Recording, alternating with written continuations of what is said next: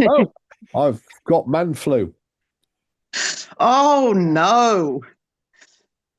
Full Man, blown man flu. what the hell is man Oh flu? no. Or cat nose. Yeah, but doesn't It's help me. fatal, apparently. Yeah, for All men. right. We are coming in now. You have a great show. Yeah.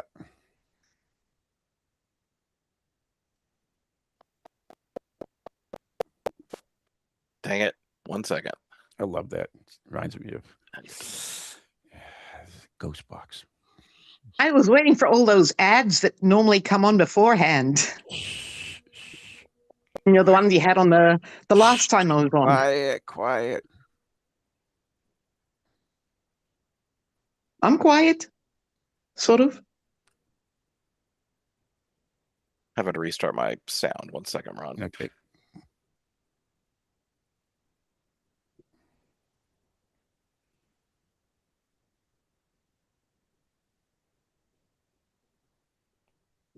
Okay, here we go.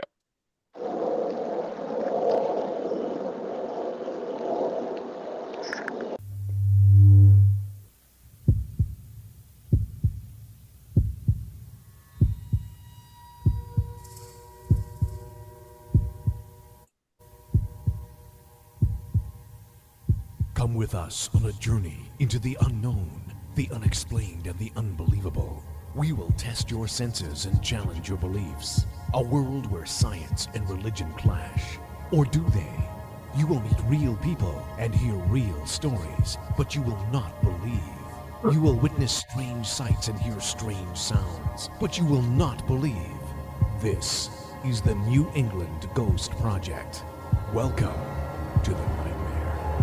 Well, good evening, good morning, good day to you all. Welcome to Ghost Chronicles International, live here from the TojiNet studio. I am Ron Kolick, your host, the gatekeeper to the realm of the unknown, the unexplained, and the unbelievable. New England's own Van Helsing. With me, oh, is the poor baby not feeling himself today. The gold standard is a little tarnished. Mr. Steve Parsons.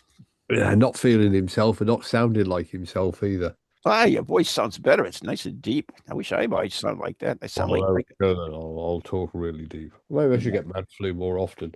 yeah, Do you not get man flu? Do you not have no. man flu? What the hell is man flu? Would it only go to men?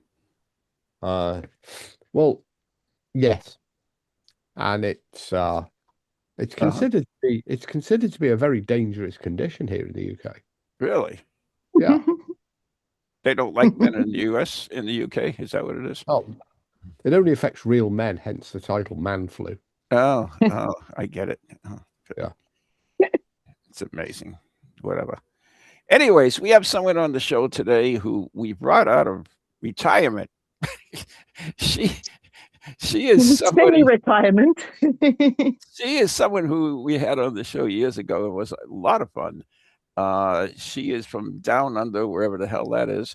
And she is a paranormal investigator and the host of Cat in the Shadows. She is Cat Ward. Howdy, Cat. Hey. So Former host, anyway. Wait, no, you still are, because we are airing Cat in the Shadows right here on ParaX Radio. And which is great because I am gonna twist around to get her to bring that podcast up to snuff and bring it up back to life, because it was a good podcast, and people want to know what's going on down under. So speaking about down under, what time is it in down under? It's just after 10 in the morning here. And I've had enough coffee to keep like maybe half a dozen people awake. Well, that's you're lucky because Steve, it's like 11 o'clock in the UK. So I don't think Steve will be in need of coffee. Oh, no, poor paracetamol. Steve. Poor Steve. Anyways, they don't. Good thing, unfortunately, in the UK, they don't have medicines because of social health there, and they're not allowed to have medicines for people. But I thought you gave it all to the aliens, and they don't have it for the domestics anymore. Am I? The main difference between us and you is we don't pay for our medicines. Oh, you bastard! Ouch. For Neither do we, though. Just We add pay. insult to injury. We pay, and we pay dearly. So there you go. But so years ago on and I brought this up show last time, but we did a Halloween broadcast which was on TojiNet and PowerX and Ghost Village, and we did it from 3 different teams in 3 different corners of the world. And so the team that was in Australia was doing it in the morning of the following day, because you're a day ahead of us, right? Or is it a day before us? Yep. Yeah. Depends Yep. which way In the you go. future here, Well, it is Thursday here. yeah, but if you go the other way around the world, you'd be a day behind, wouldn't you? I'm always behind, so it doesn't matter to me. That I do know. Isn't isn't there that weird place up in is it on the end of the Aleutian Islands where there are 2 islands about a mile apart and they're 24 hours apart? Are they really? Yeah. So is there any place in the world you can stand and like step over the line one day, step Yeah. over the line? 2 places. Yeah. That would Yeah. be kind of cool, wouldn't it? There's 2 places, Ron. I'm Mhm. surprised you even asked. The North Pole and the South Pole. Oh yeah, silly me. My bad. But they wait a minute. Are they, wait a minute. Wait a minute. Yeah, but aren't they shifting all the time? So does that change all the time? That's the magnetic pole. Oh, okay, right. Yeah, that's right. Because that's right. We Yeah. do.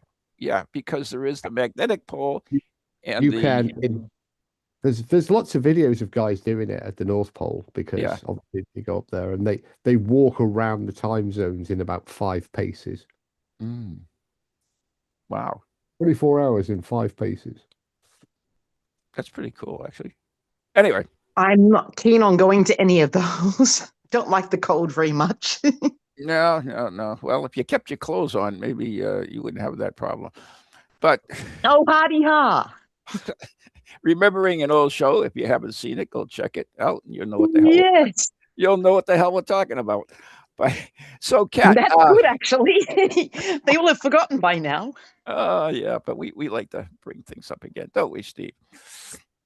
Yeah, it brings back many things. Yes, many. But Well. it's an early form of the what was that experiment that they did? Oh, Naked and Afraid. No, trust you. The one where they Yeah, that was on the London Underground where they all dressed as American U.S. Army Air Force people and like reenacted in the hope Like an era key sort of thing. yeah. So they kind of it was an early replication of that, only the other way. So anyway, I didn't know that anything. I didn't know that anyone else had sort of done that sort of thing. But yeah, I just wanted to see if I get a reaction, you did from me. and I did. But there is actually a group that evidently must have heard our broadcast, Steve, because they went out and they are now doing scientific study where they take people naked and they put them in a room by themselves, a single person, and he sits in a chair, or he or she sits in a chair, and they have like all kinds of instruments around. This show, we did this on, and we realized that actually it was a complete and utter waste of time. Well, if you recall, I think you were quite vociferous in your objection to the method. Naked people. And well, I don't know if you're vociferous in your objection to naked people, but there were many flaws with that particular experiment. As in all paranormal experiments, though, right? Depends who designs it, I suppose. Yeah. So, Kat, wouldn't you agree? I mean, you must notice that as well, right? That there are always flaws in certain experiments that we do. I guess it depends on who's looking at them, but there are, I guess. I mean, I'm sure there were flaws in mine. I just didn't realize back then. It was a long time ago that I did that. Yeah, well, it was entertaining. Apparently wasn't a totally waste. So there you go. But In a lot of these experiments, they're sort of dreamt up on the spur of the moment. I remember one notable British one. They all decided to get drunk. What? Yeah, they all There's a decided they would get there's, they were doing a medieval castle, and they thought that well, let's try and see what happens if we all get drunk. Oh, there's a channel on YouTube that does that at the moment. They go around and get drunk, and they have other psychoactive substances, and they go to apparently haunted locations, and it's quite amusing. But yeah, it's not scientifically sound for sure. it's Yeah. not any kind of sound, that's sure. First of Well, all, actually, interestingly, the one at the medieval castle did have an interesting sound result because during the experiment, uh, it wasn't everybody that got drunk. One of the sober participants noticed that there was a very peculiar sound emanating from one of the long, dark subterranean passages underneath the castle. And so they nervously crept along, keen to see if they could locate the source of this sound. And as they rounded a corner, there they were confronted with the the object that was making the noise. what was it? It was actually one of the drunk investigators who'd fallen asleep in the corner and was snoring.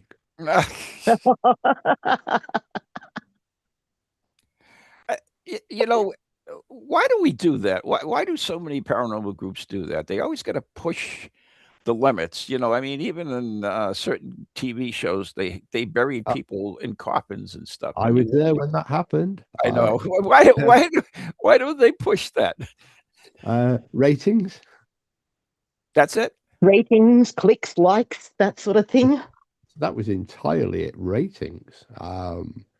You know, they every season live they had to up the game, and so somebody had the crazy idea of let's bury the psychic and the director in a grave Wow. in a coffin. Together, Yeah, so they had so they they like constructed each other. so they constructed this coffin, and they'd carefully arranged that the coffin was going to be placed in a hole that had been excavated quite deep, but then atop it was going to be a layer of fuller's earth, because that doesn't weigh as much Right, as exactly. ordinary earth, soil. Mhm. However, it had rained all day, Oh, and the fuller's earth cat litter absorbs water. absorbed water. Oh, And they had to get them out somewhat more quickly than was planned as the lid started to cave in due to the weight of the water. They're at 8 pounds a gallon or something like that. Jeez, Louise. It was more than the coffin was Stand. designed to take, Oh God. but it made for good television. Yeah, Actually, especially it scared the hell out of the did. people in the coffin, though, right? Well, actually, there was. You might think so, but when it was realised by the two idiots that were in the coffin Two that idiots. they, that they could potentially die, how they fit it was, two in there? That's it what was I a said. it was double width. It was designed so that two of them could fit in. So Oh, one Henry VIII. once the two idiots realised actually the roof of the coffin was bowing and starting to come in on them, the production producer decided to cut the camera feed and the microphone feed from the coffin because they obviously have mics and cameras down there with them. At which point, the big producer who was in the coffin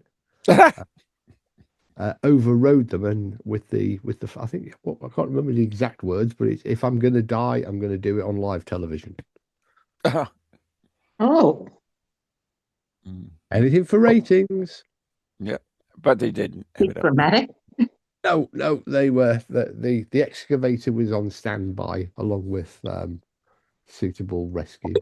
They were in fact the coffin never actually collapsed, so they were got out before any real harm had happened. What was the depth of the coffin?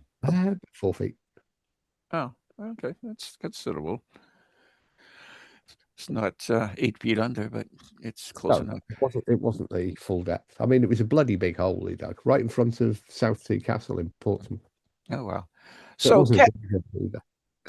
I mean, since I've been doing Ghost Chronicles for like 21 years, way back in the beginning, I interviewed a crew from the TV show Haunted Australia, Yeah, and that was the original one. And then just Steve and I interviewed Ray Jordan, who was a great interview, by the way. That we got to get him back. He was a lot of fun. Uh, yeah. My friend Alan Taylor was on there, was oh, on that really? show. Yeah, that was the second one with Yeah. the Indian guy, and I don't mean Native Or American. Yeah, who was on there? something. Can't remember the last name. Starts with Yeah, a T, I think. But yeah, Alan was on there too. You'd probably get him on sometime. He's pretty no, good. actually, he's dead. He committed suicide or something. I know. No, not Gorav Allen. I mean, Oh, he's still alive. not saying that we can't speak to the dead. I have friends, uh, but Uh, no, yeah, Ray Jordan was a good interview. I just put that up on PowerX. I was yeah, that was a very good interest. So, anyways, my point was that so it's been about 20 years that the paranormal that I know of in Australia has been at least has been interested enough in it that they did TV shows. Is there a large interest in the paranormal in Australia? Absolutely. Just, I guess we're sort of the forgotten country. Everyone sort of forgets we're down here, but and there's always that crowd that say Australia isn't real. But yeah, Mm. we're just all actors. But no, there's definitely been interest.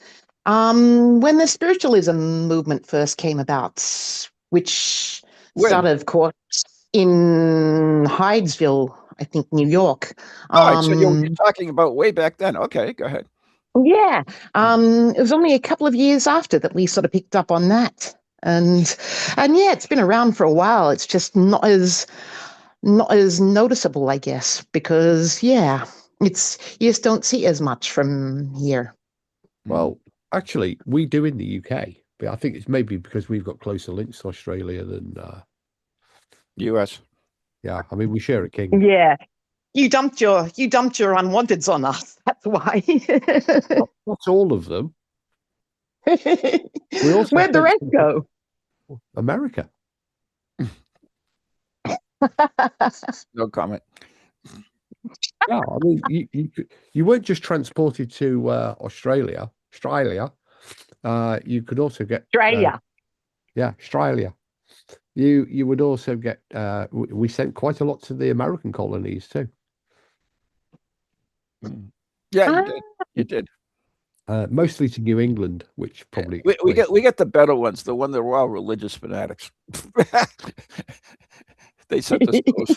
Yeah, take these wackos, and you can have them. Thanks. And then they took the criminals and shoved them off to us. No, Whatever. actually, that's not the case because for every criminal, we also had, a large contingent of people who were there to guard the criminals and look after the criminals and maintain the criminals and Yeah. judges and soldiers and all sorts of other people. So you guys messed us all up. I understand now. Yeah. Okay. Yeah. Okay. I know a lot of the early police force and guards down here were former criminals themselves. Mm. They were just They promoted. still are. No, they still are. So Here Oh, in the that's UK, what. at least. They are in the UK. I mean, most of the best criminals are cops. mm. But I mean, Australia does have some of the coolest paranormal cases Oh, they do. that we don't have in the UK, like the bunyip. The what? The bunyip. It's a cryptid. A what? A It's a bunyip? cryptid. It's cool. Lives in the Bunyip. water. What is it, like the Easter Bunny? No. Oh, it lives in the water.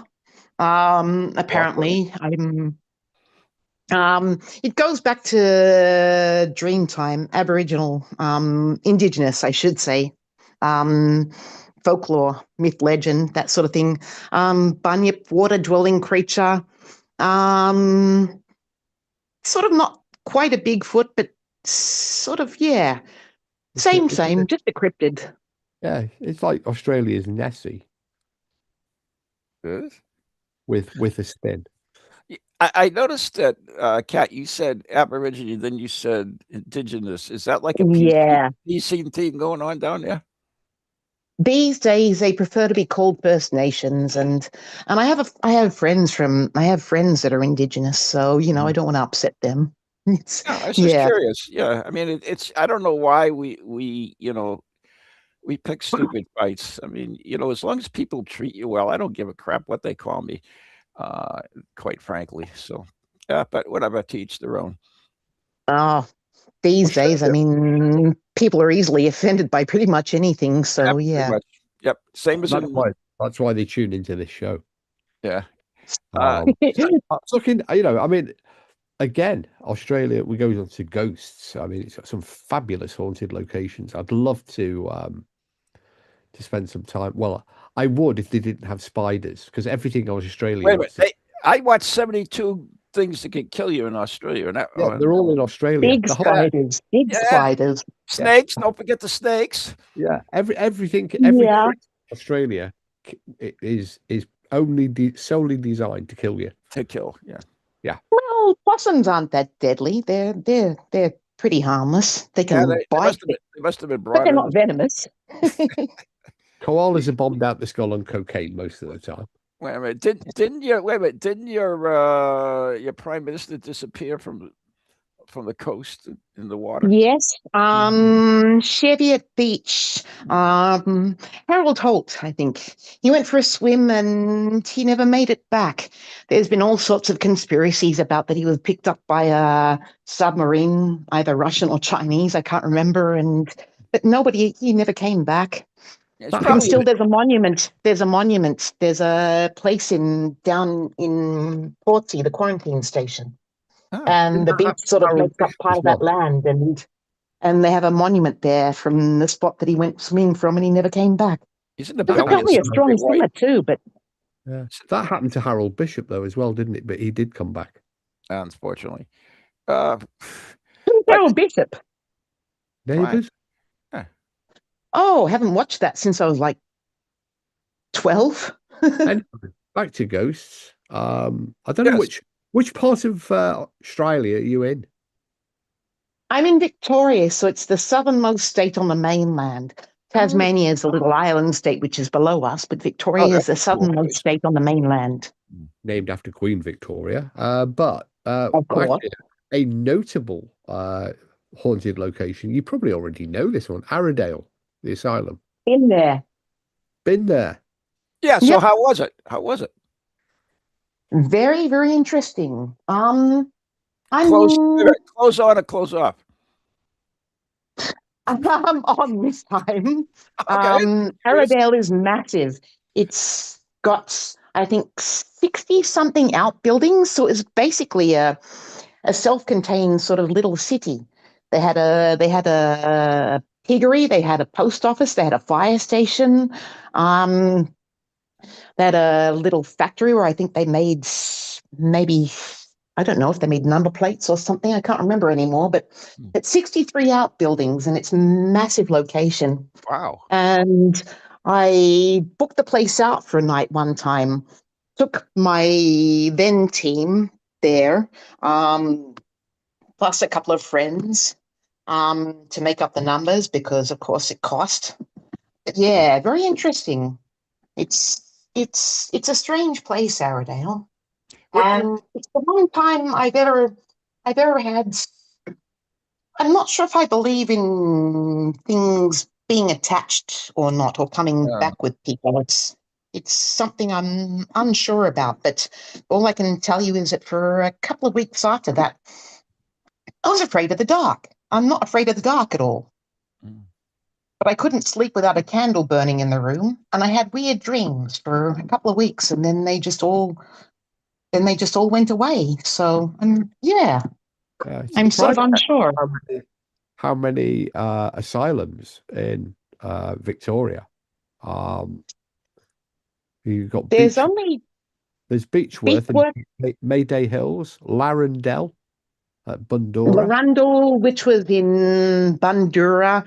There was Kew Asylum, which that's been converted into apartments. The main ones that are still sort of intact as they were are Arradale and Mayday Hills, which is Beechworth. And Have you they're been still to, standing as they were when they were still used as lunatic asylums. Steve, have you been to the other locations? Yes. Not to the one in Kew because it's apartments now, so not about to go knocking on their doors saying, "Hey, have you seen a ghost in your house lately?" You know. Funny, But yeah, that in an old hostel. it was called Mont Park, I think, originally. But yeah, Steve, can you imagine you from the UK, myself from the US, and Kat from the Australia investigating that place? I can imagine me and Kat doing it. The Australians wouldn't have a been clue what we're talking about. I've been Wow. trying to get you guys down here for ages, but of course you'd have to sell a vital organ or a child to get down here Yeah, because I it's only got one. expensive. Well, I did do an event for Australian parapsychology, didn't I, last year? Yeah, you did. I heard you speak. You did. Mm-hmm. You see, Oh, they understand the English accent, Ron. They wouldn't have yeah, a clue what you were talking about. They'd just look at you like, how did he get out of well, Arendelle? you could translate for me. You know what I mean? That would work. Yeah, I could try. You've been around long enough. But it would be that. I mean, that would be must see TV right there. Quite frankly. But anyway, there was a story. Now I can't remember the details. This is a surprise, Steve. About somebody who was going around Australia, and there's a ghost that walks the highway or something of a female on the road. I forget the name of it. Oh, sugar. But whatever. Let's skip it unless you know it. There's a few. I mean, there's a few apparently haunted roads down here. Mm. I think New South Wales has one. Not sure about here so much, but New South Wales has, yeah, because Victoria wasn't convict built, whereas New South Wales and Tasmania were more so. You know, we didn't have the convict history that they do. Could he be Because, of referring? course, when they first arrived, it was in New South Wales. Could he be referring to Fisher's ghost? Sounds vaguely familiar, Steve, but That's New South Wales. Murdered man ghost who appears to reveal his killer. He was only ever spotted once, Fisher's ghost. Oh, Yeah, that was in New South Wales. They still have a festival they have a Fisher's Ghost Festival every year do up they there. really? Yep. So it's not like anywhere else. I know Yeah. what he's talking about. He's talking about the Anzac Highway, isn't he? It's the one that goes right around Australia. It's on the coast, and yeah, there's been all kinds of tales about it. Oh, damn it! If I could only remember it. You're not talking about the Anzac Highway. Lots I'm- of World War One soldiers walking along the road. No, it's not. I don't think it's World War I soldier, Steve. It's something else, and I can't remember it. So it might be a murderer. It might be something. I'm not Or sure. it might be time for an ad break. Yeah, that's probably time for an ad break. Is it already? Yes, it is. Yeah, that's because time is yesterday here and tomorrow there and whatever. So, anyways, we do have to take a break. You're listening to Ghost Chronicles International right here on TogiNet and Power X Radio, and where all good podcasts go to die. And I am Ron Kolick, and he is Steve Parsons, and our special guest all the way from Australia is the fabulous Cat Ward. So we'll be right back after the following messages.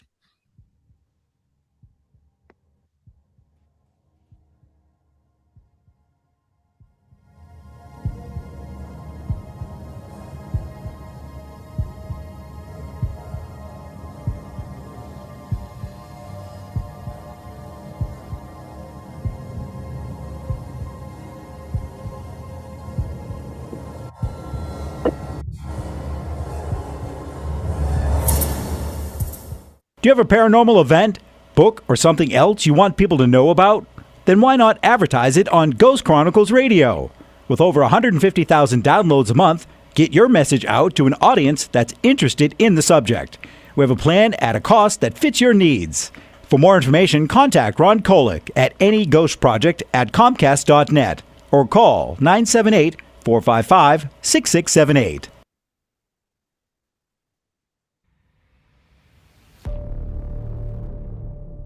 Located in Illinois, there lies a sleepy little town where nothing is a common occurrence. You going to that party in town tonight? Heck yeah! I only turned 18 once. That is until the night of celebration. Where the hell is she? Oh no. No, no, no, Jessica!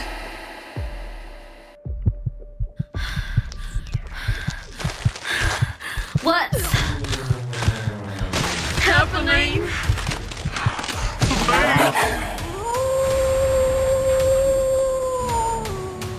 From the creators of Shadowhunters, Bite Me, comes a tale of primal terror and grindcore mayhem. Shadowhunters, kill, Jessica, kill!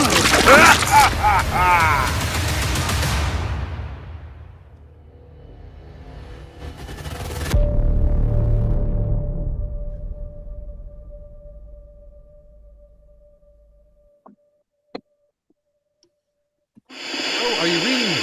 Come in. Hello? Greetings from the Shadow, and welcome to Shadowzine. My name is Jeff Belanger. I'm an author, podcaster, and explorer of the unexplained. For 30 years, I've been investigating the paranormal, UFOs, monsters, and things that bump in the night. Lately, you may have noticed how major TV networks and even social media networks have been pushing our favorite subject back into the shadows. I say good.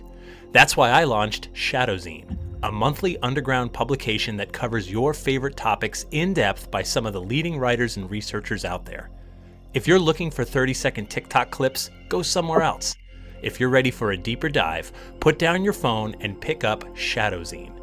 You can't find it in stores. This is old school print. Head to shadowzine.com and be part of the underground revolution. That's shadowzine.com, and I'll see you in the shadow.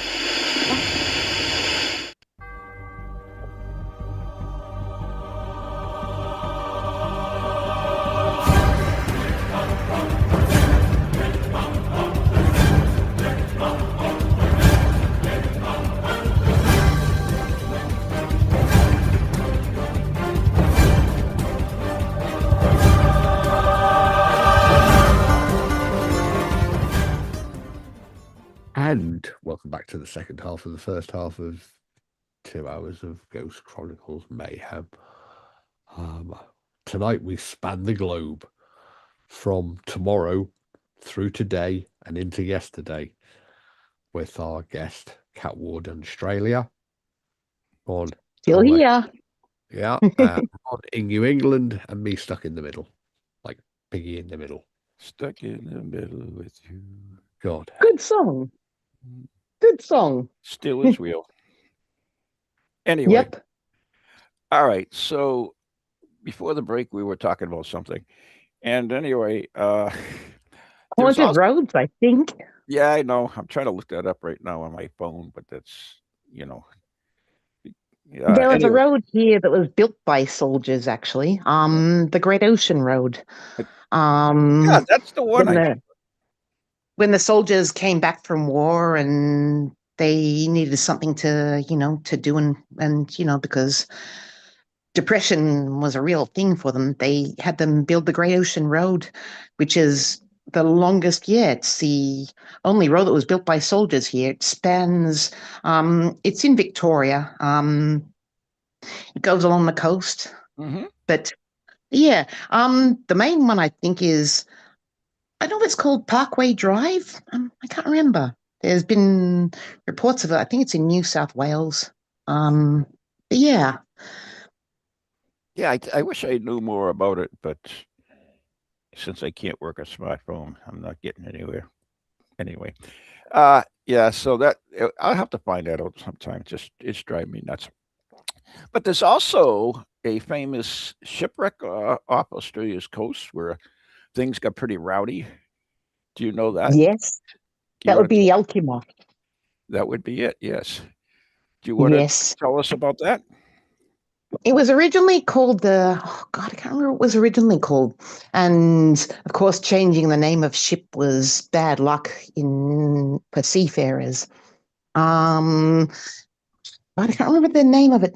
Something M. Schreiber, I think it was originally called, and they changed its name a couple of times, and then it eventually became the Alkimos.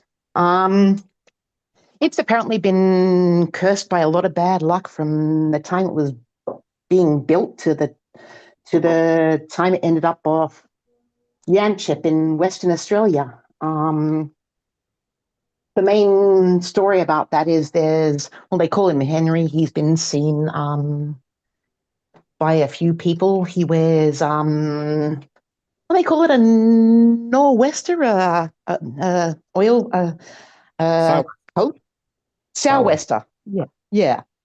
He wears one of those, and they call him Henry. But yeah, I've been interested in the Alkimos for a while. I've got to find the name of it. I've got a book somewhere. I can't remember. Yeah, it's been a while since I've looked at it, but yeah, the Alkimos is the cursed shipwreck. We've also got a cursed pool called the Devil's Pool. It's in Queensland. It's Really? yeah, it's in Babinda, and there's been so far 21 people that have drowned there, and all of them were young single white males. They don't take the indigenous folk. The indigenous folk are happy to swim there, but the single white males. Anything to do The with salt story water? is that there was a long time ago there was an indigenous girl called geez, gone blank. But there was an indigenous girl. She was due to be married to an elder of another tribe, and she ran away with a man that she actually liked, and he was taken away, and she drowned in the Devil's Pool, and they say it's her that's responsible for the all the drownings there. Do you But think that? it's Yeah, go ahead. hmm? Do you think that the story's the same, but just the places have changed, like from Australia to the U.S. to the UK? Are they just really, the same Come on, story? there's so many tropes about it's yeah it's I guess we're sort of unique because we have the Dreamtime legends and things like that. But it's there's that sort of stories. I mean, the haunted roads, the ghostly hitchhiker, those exist all around the world. Right. Exactly. Steve, when you think, how much of that is what is carried on through really our beliefs rather than an actual event? Do you think? I don't think belief. It's more. I think we're dealing with a very similar cultural root here. Laying aside Native American and Australian First Nation. Ooh, that's a good one. I think what you're dealing with is the same culture because the three nations share predominantly a common root culture. And so, the folklore, the myths, and the legends transferred over with the settlers, with the convicts, and etc. So it's not really that. I mean, look at. I'm reading the place names. Okay, I mean, you've got specific sort of names in both like Australia and New England. In fact, the river that runs past the front of your love shack, the Merrimack. The Merrimack, yes. Yeah, I mean, we don't have Native American naming. We don't have Australian First Nation naming. We certainly don't have bunyips, thank God. But if you boil the stories down, we have a common. I mean, where you are, Ron, there were so many place names that are British place names Oh, in yes, definitely. New England, and it's the same in Australia. I mean, Campbelltown, Tamworth, all of these are British towns and cities. King And George. we have a lot of little places here. Arthur's Seat. Yeah. And again, you see exactly the same in South Africa as well, and equally in New Zealand. Well, I mean, wasn't South Africa Dutch? It wasn't until we threw them out. Oh, so that's how the name's getting there. Okay. Yeah, it's true. Okay, I get it. Yeah. So Wasn't Australia originally New Holland or something? Dutch. Yeah. Yeah. But yeah, Steve's absolutely right. British threw him out. In fact, if you want to watch a couple of great war movies, you've got Zulu and you've got Riley's Drift, I believe it's called, and those are two excellent movies. Well, I mean, it was people like my daughter's ancestor, Captain James Cook. Oh, wow. Famous relative. Well, not for me, but for my daughter, because my first wife is a linear descendant of Cook. So obviously my daughter would be, but I'm not. Never mind. Keep your mouth closed, Ron. What? Nope. Carry on. I mean, he was he was instrumental in mapping the coast of Australia. But he met his end in one of the Pacific Islands. Fiji, I think, maybe. Yeah, he came ashore a second time, didn't he? He'd visited a year or so earlier and given everybody diseases, and then when he came back the second time, they were all very They did unhappy. that everywhere. And Yeah. it wasn't just the English, they did the Spanish, did it, the Dutch. I mean, the Dutch did it, the Portuguese did it, it just went around. That's all. You see, now, do you know what that man flu? It was man flu. Oh, that's what you gave him. Oh. You see, we're largely immune to it. And the other things that we've given that you don't see in America, interestingly, but you do see in New Zealand, especially because we've got some neighbours who've moved here from New Zealand, and to an extent, Australia, is the tea alarm, and that's something that seems to have died out in North America, which is very strange. The tea alarm, which is twice a day. Mm-hmm. It's the national tea alarm. It's like a siren, I suppose. And like the old whistles they used to have at the factories. Yeah, and the only sirens we have here are the fire sirens that go off when there's a fire nearby, and they're calling for volunteers to. That's Australia because of the large, I think, the large importation from the Japanese, Philippine contingent, but certainly in New Zealand, because they're a bit further away, they maintain the tea alarm. And if you can be fined if you don't stop and drink tea. What? It's well known. Just, Google it. It's almost like the Muslim countries. I'm waiting for you to talk about drop bears next. Well, they're common to all three countries. Drop bears are in New England, UK, and Australia. What? What? Google them. What is Yorkshire? I won't say a thing. What is Yorkshire? I'll let you find out for yourself. All right. There's actually a movie.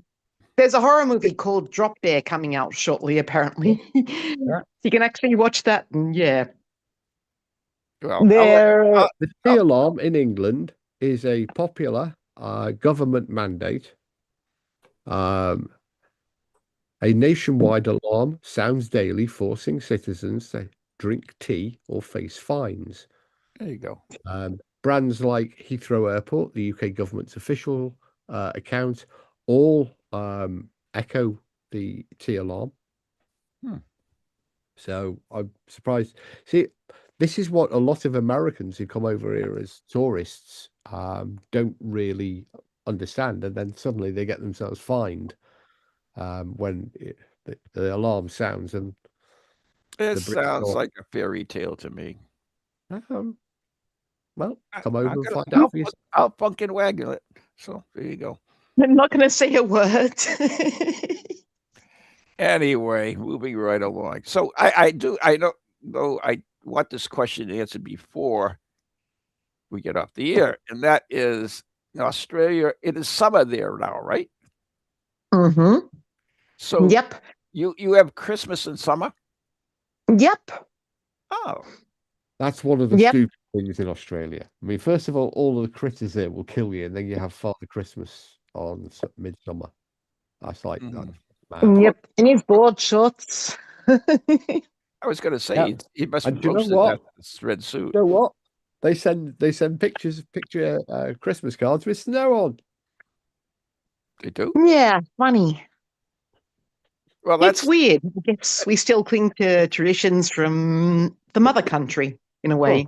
yeah, but that's the same with the ghosts we were talking about. So how our stories are, they're from valid in all our countries because they're similar. You might change the names, change the location, but it's the same story. You're right. The hitchhiker ghost, the haunted highways, so whatever. The lady in And drop white. bears, What's that? drop bears, popular in well known in Australia is carnivorous versions of the koala. Used to scare tourists by dropping from trees to attack, described as having sharp claws, fangs, and a predatory intent. Sounds like ice in our country. There are museum exhibits and warnings, and they are a well-known part of the Australian folklore. They appear large, ferocious koala-like marsupials with orange fur, fangs, and claws. They wait in treetops and drop onto unsuspecting victims below. Now, differently, the UK drop bear is actually not a bear at all. It's a squirrel, because in the autumn, that's the fall for you, Ron. Um, the squirrels eat the ripe fruit, the overly ripe fruits, and they get very drunk. And like all good drunks, they get fighting mad. So then they fall out the tree and they're like Scrappy do. And that's why, if you walk in the woods or the forests in Britain in the autumn or the fall for you, Ron, we have drop bears, but they're not the same as the Australian drop bear. So they're yard rats, basically. Koalas just get stoned. Apparently, there's something in the gum leaves that makes it like a I yeah, read it makes them stoned, and they're very lazy. They don't do much. I Yeah. read that. They said that they're permanently bombed out their head on cocaine or something Yep. from We- gum. Something in the gum leaves that they eat. We It has a the similar Australian effect to drop them bear on has a as cannabis. we yeah, get iguanas dropping out of the sky from us because the weather gets cold in Florida and they just like can't handle it, so they just drop. yeah. So In they'll fact, drop right out of the trees and stuff. the Australian drop bear has a Latin name, Phylarc Phylactus plummetus. Yeah, That I'd never heard before. Yeah, they just made it up. That's why. no, I didn't. Oh, did I say that? It's Oh, on wow. it's on the Australian Geographic website. Oh, is Drop that bear, what you are? Phylactus plummetus, common name the drop bear, genus mammal, Last scene. diet carnivorous, Last scene. average lifespan unknown, size 130 centimeters, weight up to 120. Mhm. A native Australian marsupial related to the koala, but said to be more ferocious, cunning, and it says here entirely fabricated. Yep. There you go. When I was a kid, at school camps, there was when we go on night walks, there was a story that everyone used to tell each other to try and scare one another. Drop bears. Walking around with a torch at night on those little country roads out in the back of nowhere, and careful of drop bears. One thing I have to ask you Don't because go near the water, there's bunyips. are UFOs popular in Australia now? There's been a lot of sightings. I mean, the most famous one, I think, was the incident actually, it was here in Victoria, the incident in Westall in Clayton, where apparently a group of school kids saw one land. Yes. And of course, there was a Frederick Valentich disappearance. Valentic, I don't know how to pronounce it. He disappeared while flying over the Bass Strait. He was on his way to King Island. Mhm. And his last radio message was, there's something. Help, there's a drop bear. Let the drop bears go, Steve. Let the drop bears go. There's also a famous case of 3 men who were sailing on their boat, and they found the boat with no one aboard and all that stuff. There was even thoughts that they were kidnapped by aliens. Who knows? From all the conspiracy theories, it could have been a Russian submarine or some from China or something like that. Nah, Russians don't have any submarines that was work. the explanation for Harold Holt disappearing. Yeah, a submarine came and all picked the him Russian up. submarines sank. They don't have. I wouldn't worry about it. Bad quality. Yeah, just look up there Russia's aircraft carrier. You'll find out a lot about Russian Navy. Anyway, moving right along. We are getting towards the end of the show. So, it's gone so fast. I know it. Do you still have your team, your paranormal investigating team?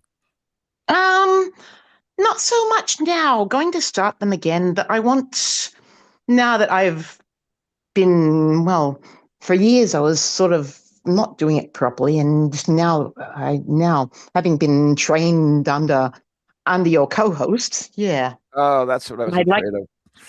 I'd like. Oh, that's not nice. I'd like a more educated group now.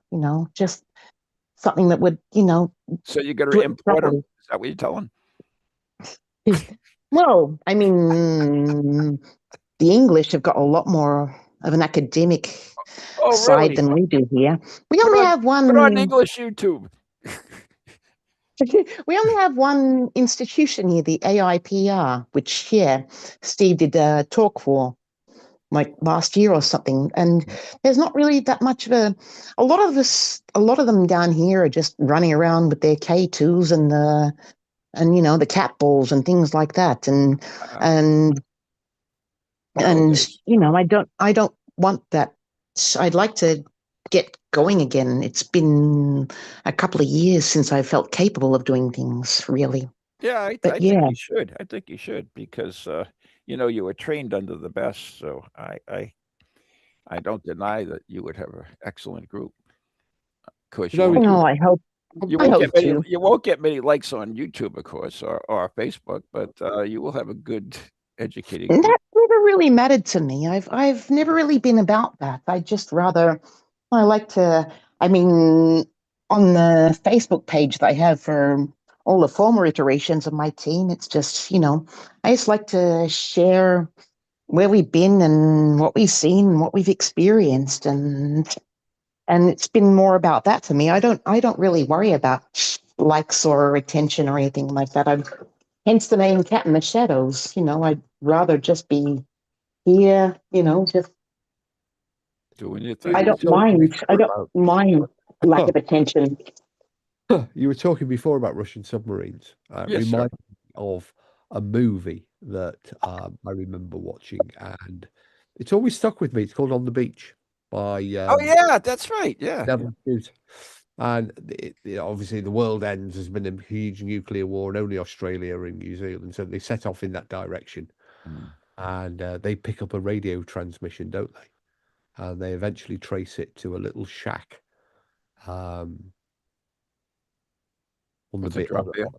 near the beach, and they find it's actually a Morse key that's being moved by the wind blowing through an open window against. Sounds like something out of Twilight Zone, doesn't it? That was a heck of a good book. I know it was a good movie too, but it sounds like something out of the Twilight Zone. That would be a Twilight Zone theme. 1957. Neville Shute, who is a contemporary of Harry Price, actually. Oh, really? I've seen the movie, actually. You haven't? Heard of it, oh my God, that's a classic. That's been around longer than you have, probably. I mean, I like the old stuff. Last night I was watching episodes of Benny Hill and the two Ronnies. Yeah, they're banned in the UK now, Benny Hill. We can't get It's what? Benny Hill over here now. We can't get him anywhere. No, that's because It's they were what? banned in the UK. Really? Yeah. Yeah. You can find it on YouTube. Depends on whether you're using a VPN or not. Yeah, there's some of them. Yeah, it's sad. It really was because I grew up with Benny Hill and I just loved that show. It was Chasing bikini-clad women round car parks and fairgrounds, and it's not considered to be politically correct anymore. They'd probably call it misogynist these days, but I'm not easily offended. oh, that's Given the problem. given my former role as an exotic dancer, I'm not easily offended by that sort of thing. I quite find the humor in it. So yeah, The thing is, everybody gets offended by everything. You mentioned that before, but that's true. I mean, no, everybody looking for something to be offended by. It's like, get over yourself. You know what? Just pay attention to your own life. Never mind somebody else's. It's That's my why God. Rob never mentions his previous occupation as an exotic dancer. Yeah. Yeah. Rocket science and well, that was like 30 exam. years ago. It was 30 years ago, so I guess it's okay to mention it now. I was 18. It was fun and exciting and sort of glamorous. You got to wear sparkly things and yeah, whatever. and you got paid to dance. So it was fun as a teenager. But yeah, I'm not that easily offended by things. I'm not one of those that will. Yeah, we're not none of us three are Gen Alpha, though, are we? No, hell no. Don't. Is that what they call them now? Yeah, that's what they're called now. Don't say hurty words to me. I'll get offended and it'll set off my PTSD. Oh my God! If I could tell you the words we called each other growing up, I mean, we'd definitely be banned from this show. I mean, we had no problem calling each other everything under the book, and we never took offense about it because it's just like whatever, you know. Well, same here. I mean, we had people from a few ethnic nationalities at the school where I was as a kid, and we call each other all sorts of nicknames. Yeah. Oh, wait a minute. I think we're all done, by the way. I think that's the tunes, isn't it? Yeah, Looney Tunes is in the background, folks. All right, we got to go. Wow, that was quick. All right, sorry, Roy. Good night, everyone. God bless. Thanks for listening. Thanks, Kat. Hey. Thank you, guys. Get better, Steve.